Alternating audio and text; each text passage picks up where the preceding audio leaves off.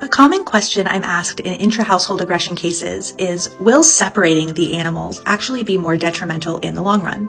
I'm Gabrielle Johnson, certified dog behavior consultant with a bachelor's degree in psychology and sociology. I own Best Life Dog Services, and I specialize in aggression and nervous system dysregulation, working with clients around the world.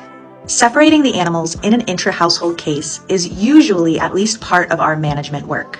We may look at very specific times of separation, like during mealtime, or we may say that we don't want the animals to have any contact or interaction with one another for a prescribed period of time. This may especially be true if we need a break from trigger stacking, everyone just needs a stress vacation, or if we haven't yet identified the function of the behavior or the triggers for the conflict.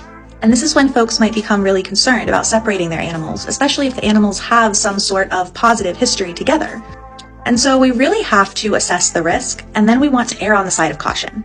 Your animals taking a break from one another should not cause a negative impact on their relationship. However, continued fights or tensions, lower level conflicts, even that aren't escalating to full-blown fights, can be detrimental.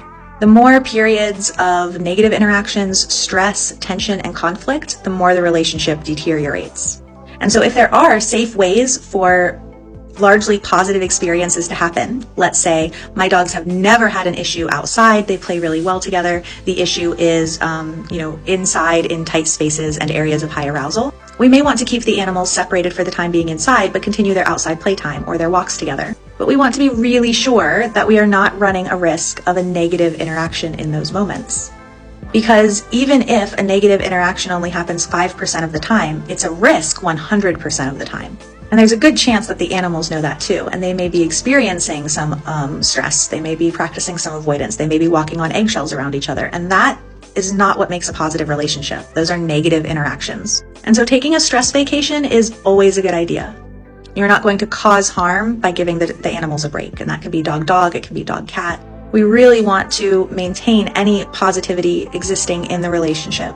And then in other areas of life where we may ultimately want them to be able to coexist without tension and conflict, we need to give them the skills to do so, and to give the humans the skills to notice when they need to step in and intervene and how to intervene before things go sideways.